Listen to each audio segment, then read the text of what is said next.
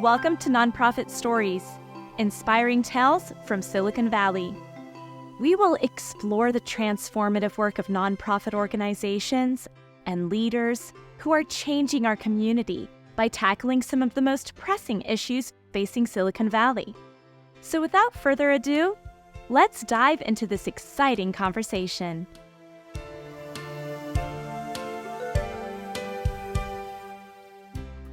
Today, we welcome Ann Davis East, CEO of Davis East Consulting.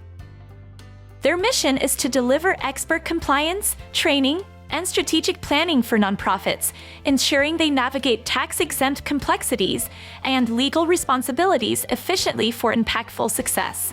Thank you to our sponsor, TradeMyHome.com, for their community commitment and for making this podcast possible.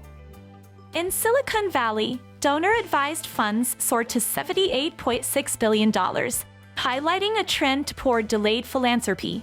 Nonprofits face significant fraud risks, prompting adopting protective measures like positive pay. Guidestar exemplifies financial health through revenue diversification, covering 90% of its costs via service fees, suggesting a sustainable model for nonprofits. And now your host of Nonprofit Stories, D.D. Kiso. Welcome to the program today. I'm so excited for you to meet Ann Davis East, who's been a friend, a coach, a mentor, and she's going to share some of her brilliance with you, so you won't want to miss this. She is an expert in nonprofit compliance. Ann, welcome to the program. Well, thank you, Dee Dee. I'm happy to be here and give a little information to the nonprofit world. What inspired you to start Davis East Consulting?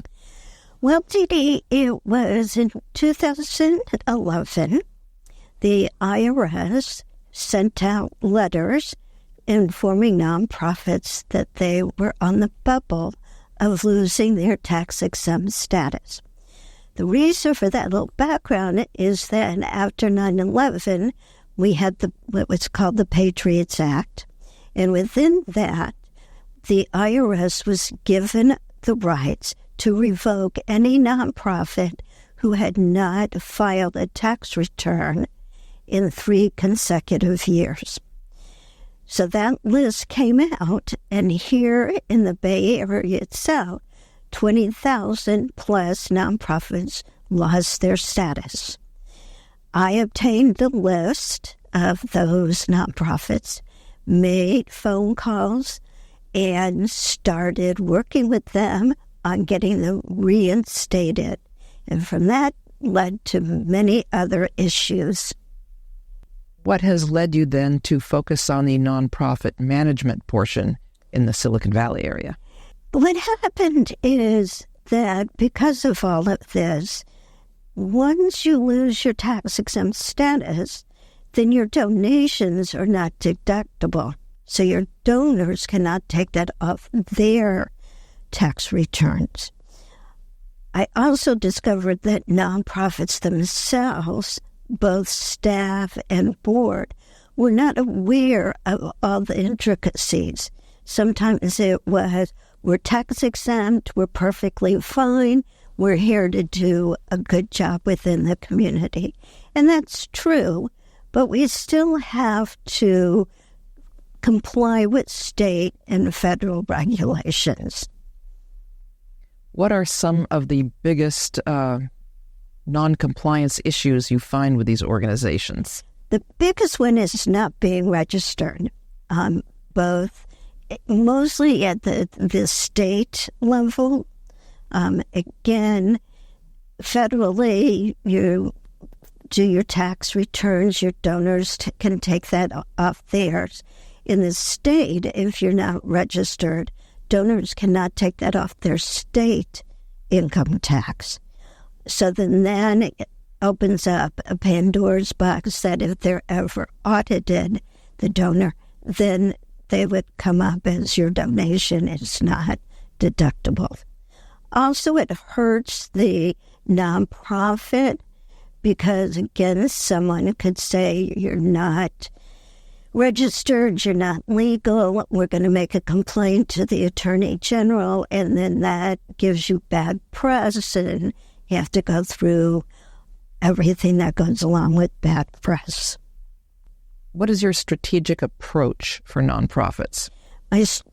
How I deal with a client or a potential client takes many forms. One is that they will be referred to me because they've worked with somebody else, or I will notice in doing research that they're not in compliance. They haven't registered. So I meet with them and go through, mostly with board chairs, go through who handles your registrations. Are you aware of who you are not registered with? What does it mean if you're not registered? Then we kind of go through and say, this is it. Once I've figured all of that out and I've read bylaws to make sure that, again, everything is in compliance, then we go through and make adjustments. We'll refile. I just worked with a group that hadn't renewed their registration with the Attorney General for 7 years. So we had to go back 7 years and pull financial statements and tax returns and filed all the paperwork and do that. So we're now waiting for that approval to go through. But during that time, we've made changes of who is responsible for the filings. Is it the board treasurer? Is it the executive director? Is it the board chair? And we don't want a specific person. I don't want you to name Dee Dee is in charge, because when Dee Dee leaves, who's going to do it? So we make sure it's a generic, it's the treasurer's responsibility or whomever. And that way we can keep on track of that. And we set a calendar of when these are all due. So, Ann, what changes have you seen in nonprofit compliance over the years? A lot of paperwork that is being decided upon at the state level by the Attorney General. In some cases, our illustrious legislature. And the federal level, the same thing. Legislatures will make decisions without bringing a nonprofit to the table to see how this is going to affect them. Most recently, in California, if you have one employee, you now have to have a benefits package for that employee, and that benefit package is like a 401k. So as a nonprofit, and you're a little under $25,000, let's say, you now have to not only pay for your renewals, but in your executive director or whomever, but now you have to put money into an account for their retirement. No one checked to see how that was going to impact a small nonprofit. Other changes have been the California Employee Association. If you have more than 5 employees, so like if you have a Meals on Wheels or a food bank, you now have to have a violence protection plan. And so you have to hire someone to come in and put that plan together and submit it and get approval and all of those. That's not just filing every other year with the Secretary of State or filing every year with the Attorney General.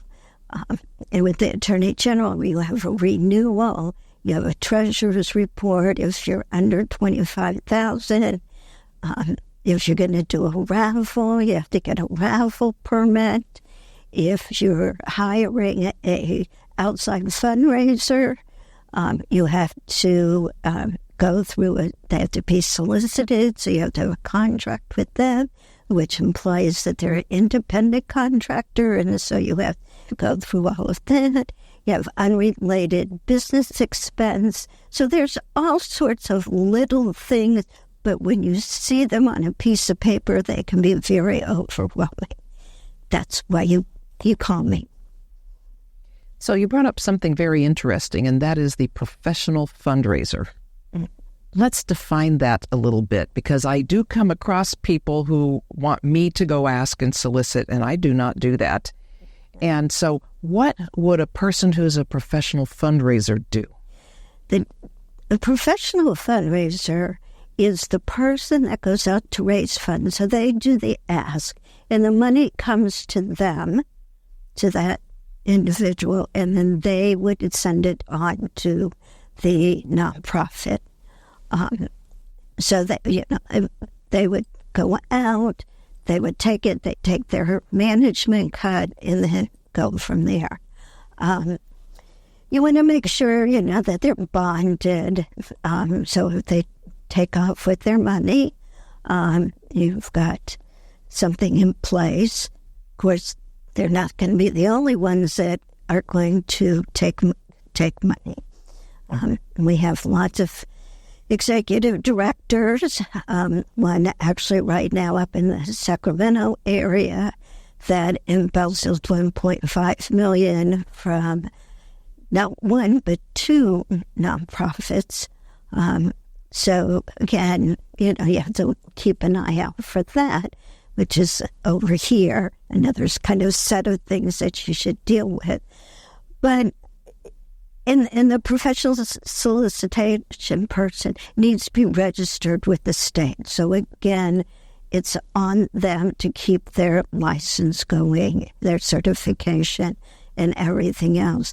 But if you're going to use one, then you really need to make sure they're registered. There's no complaints about them, what they'll do and not do, and all of that stuff.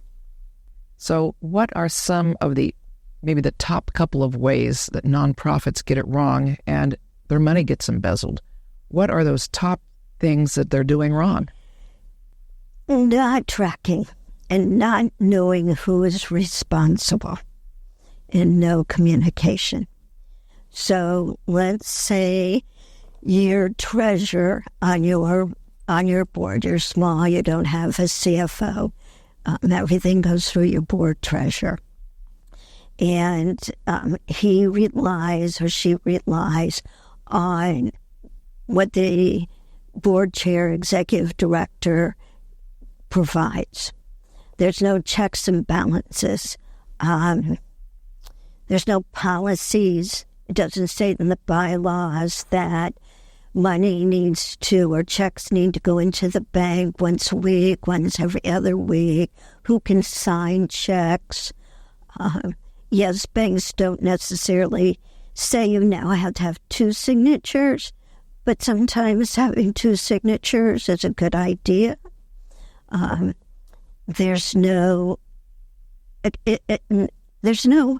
was it like QuickBooks? There's no tracking. So money comes in and money goes out, but nobody tells the other person.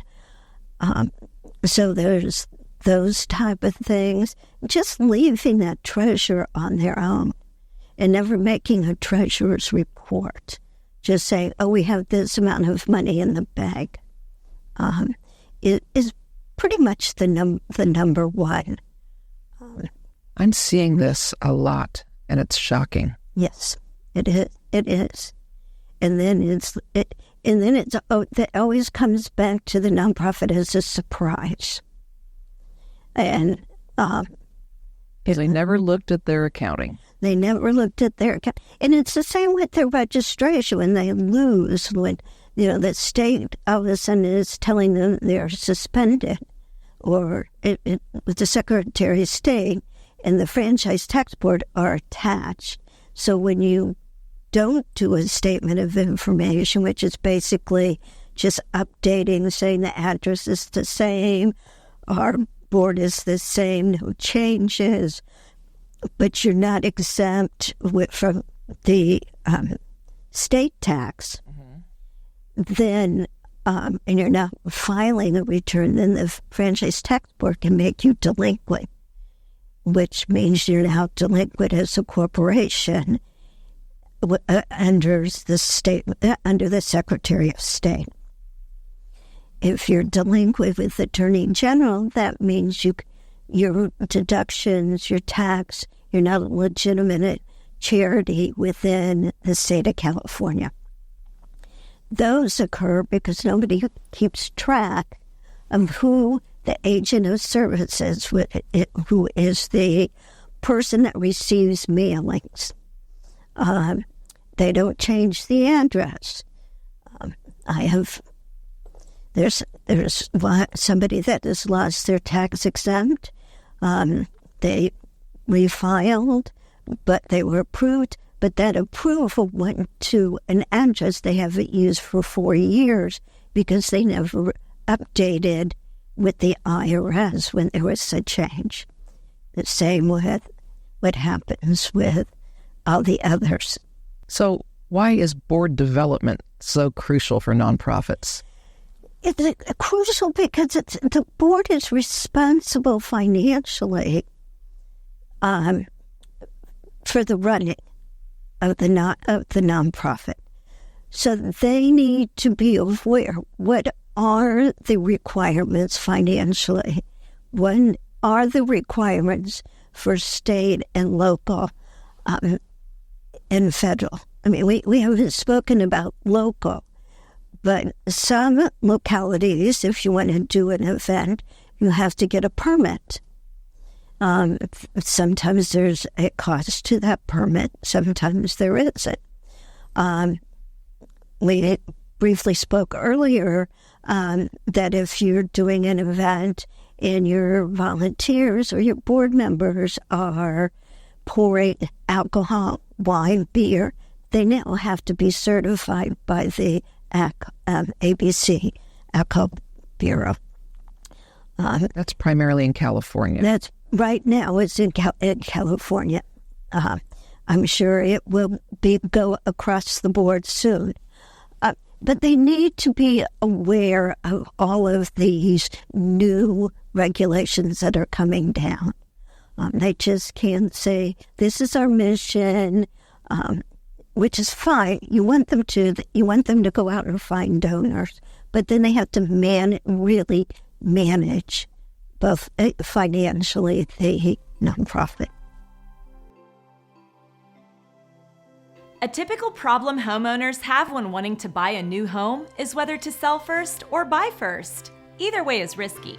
When ready to look for a new home, TradeMyHome.com, powered by Your Home Sold Guaranteed Realty, offers an upfront guaranteed cash offer on your current home. Are you moving in the next 3 to 6 months? Text PAIR to 408-740-7400 for a free and no-obligation professional equity appraisal report, exclusively for Nonprofit Stories podcast viewers. For more information, visit TradeMyHome.com or call 408-740-7400. Remember, at TradeMyHome.com, your home is sold guaranteed or we'll buy it. What's the biggest challenge, do you think, with Silicon Valley nonprofits today? Keeping up with all the changes. Really, you have to follow so many websites, so many agencies, or subscribe to websites that provide the information, and then find time to read and implement and educate staff and the board on all these changes. So if I'm hearing you right, there's no go-to place where you can find everything you need to do the checklist to stay compliant. There is a checklist, but it's a checklist of make sure that you file your 990.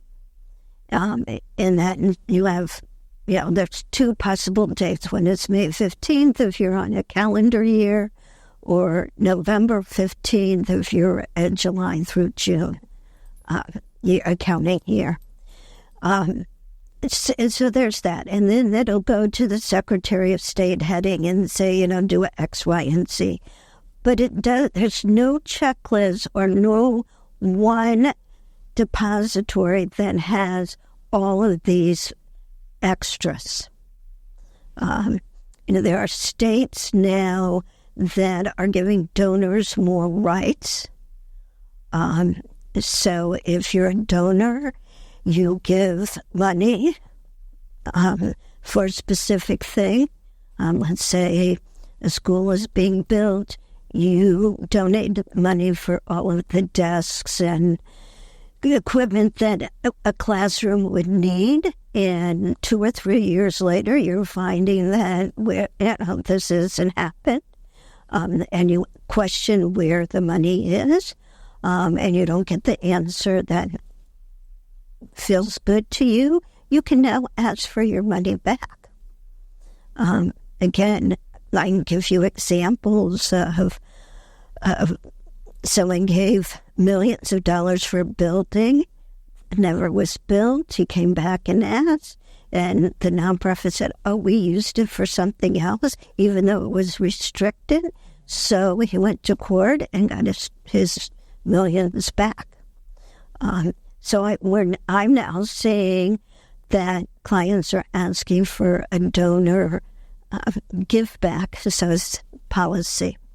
That here is how and when and why you can ask for it back. So we're seeing a lot of that. So I'm aware of people who serve on multiple boards. They're executive directors. They're on another nonprofit board. What's your take on that? Is that effective? I think it is. I think the number one thing, if I sat on more than one board personally, I would want to check the conflict of interest policy that another board that's asking me to sit, going, okay, I sit on this board and I'm on this committee. How is that going to play into what you are asking me to do on your board? Because what happens if you're on multiple boards is that you're expected to bring your Rolodex to the other nonprofit. And so how are you going to decide, is A through A go to this nonprofit and F through H go over here, and then this amount goes over here. So I always look at it as that I'm asked to sit on this board for 3 years. I can give my time, 3 years, 100% to this nonprofit. Then I can go to another one. So now that we're talking about that, how do you ensure that ethics training sticks, and how do you approach that? That's, again, one that's never talked about. and I think it's because boards and nonprofits look, okay, we have these bylaws. It's just like a strategic plan. We have bylaws, we have a set of strategic plan, and we put it up on the bookshelf. And nobody reads it, nobody cares until their problem comes up. Then they all scramble back to their bylaws. You have to be aware, and you have to have expectations for your incoming board, your outgoing board, and how the board is going to work in general. It's not just, we're going to do a gala, we're going to have fun. Isn't this going to, we're all going to pull together. It's, what are we doing? Are we doing the best? Are we aware? Are we trained? It's like sending somebody out to cook hamburgers at McDonald's. You just don't put them in front of the grill and say, grill hamburgers. You train them on what they have to do and on the assembly line. And that's what we need to worry about and be aware of. We train them in grant writing. We train them in DEI. We train them in everything except ethics and compliance. And the other part of ethics is that if your mission is X and you expect, then you say our workers are to be treated, our volunteers are to be treated with respect and that. But then you, as a board member or an executive director, come in and belittle the volunteer in front. Are you really doing what you say you do? So you have to be aware of those type of things. So sort of when you tell your child, do as I say, not as I do, is kind of the same thing. What role do you see technology playing in nonprofit management as we're moving forward? Technology is not my bailiwick. So I have a good group of people out there that keep track of that. But again, that is something that the board needs to look at. How are you going to handle social media? What can you post? Who can post? What can't you post? And you have to have a policy, and you have to let everybody know. Are you going to, volunteer? You're going to let the volunteer have access to post on Facebook, Instagram, whatever you do about how something is taken care of or not. Everything you put up there, everybody can see. I just learned that direct messages on Facebook are not private. Oh. And I was like, really? I'm just having a conversation with somebody. But anybody can see those. And again, so we're writing social media policies. What does that mean? How many social media outlets do you, again, follow or have? And who, mostly it's who posts. Do they come out from one group within your nonprofit? So speaking of that, I'm going to go to the left just a little bit and ask this question. What about these nonprofit watchdog groups that people are putting on their websites? Do you think they help, hinder? What's your take on that? And how do they play a role? Well, I think everybody has their opinions, and they like to put it out there and say, so-and-so is, this group doesn't do what they say, or and they treat me like, poor person, whatever it is. And I think sometimes they're good. It's hey, be aware, because there are scams out there. I am right now participating in the United States trademark boot camp, learning about trademarks. And at the end, they always go through all the scams.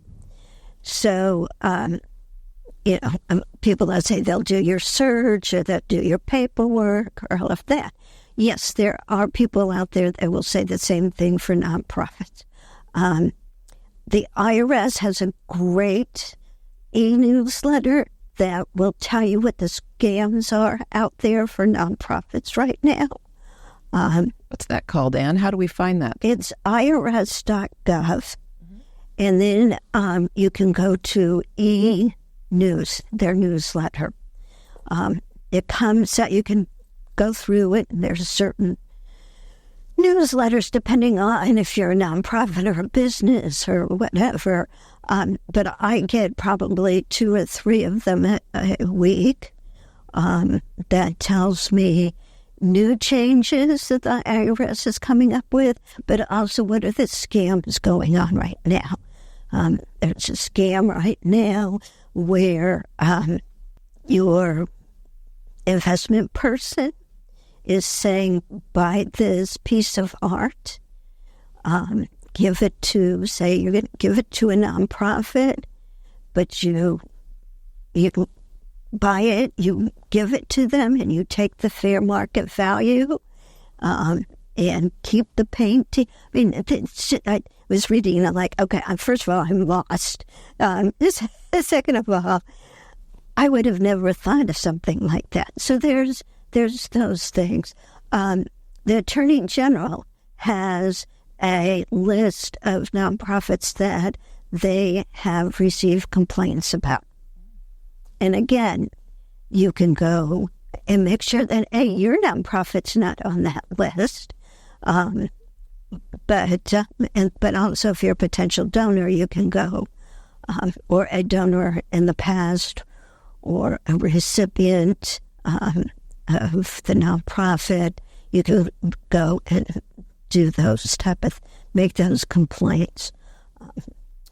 But, you kind of take these watchdogs at face value, and then you go and research on your own, or you ask somebody, have you heard? And let me tell you, if a nonprofit has done something wrong, the community will know very quickly. Or news travels fast. News travels fast. More bad news than the good news. So what's unique about managing nonprofits in the Silicon Valley area? Oh, God, that's such a good question. It's really keeping up to date with what's going on, both in the community, but also what's going on nationally and statewide. I always think that a good managed nonprofit has their I's dotted and their T's crossed. And they'll either have an executive director that is aware of all of these new things, or we'll have a staff member. As nonprofits, we all know that we have 5 or 6 roles. You're hired as a development director, but you're doing PR, you're doing marketing, you're doing special events, everything else, and it's just one more thing. I think really to be a good nonprofit manager is to have a good circle of mentors, discussions with other nonprofits, belong to an organization who passes that information on to you as a member.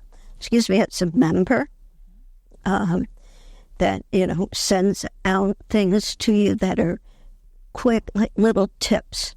I just posted the other day for my trademark a little tip that you can use the TM next to your name, and then it's called the common law. And so that allows only you to use that title in your own geographic area, where you don't have to pay thousands of dollars to have the little R with the thing.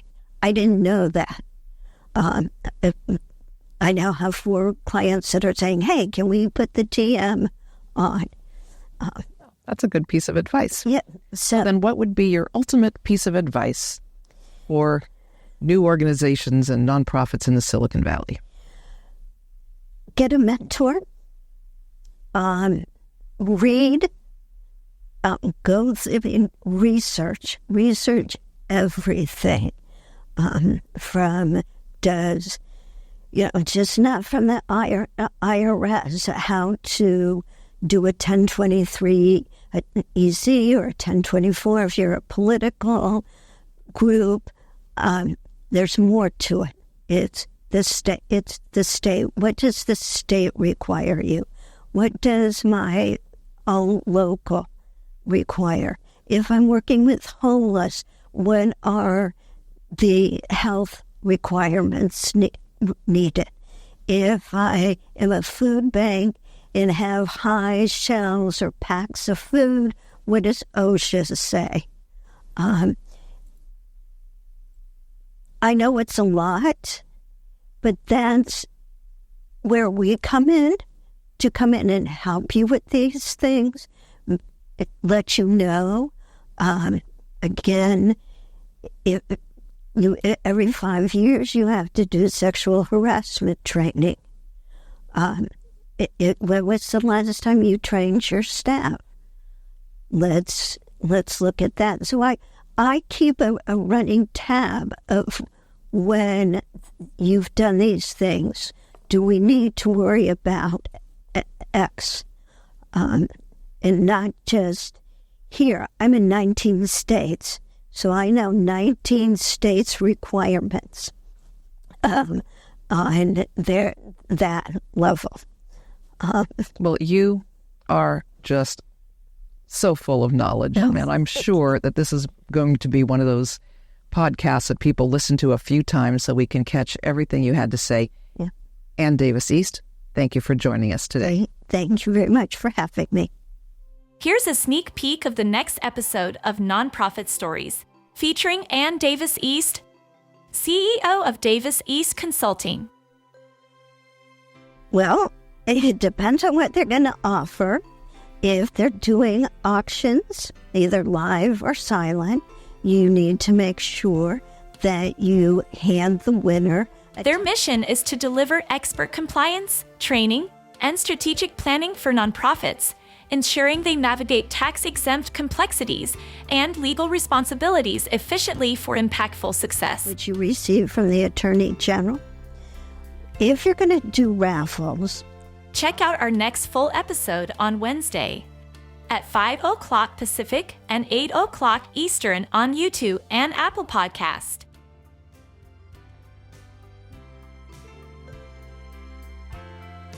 Thank you for listening to the podcast and acknowledging the impactful work of nonprofits in Silicon Valley. Please subscribe and share this episode with a friend. Thank you to our sponsor, TradeMyHome.com, for their community commitment and for making this podcast possible. Until next time, remember to support local nonprofits.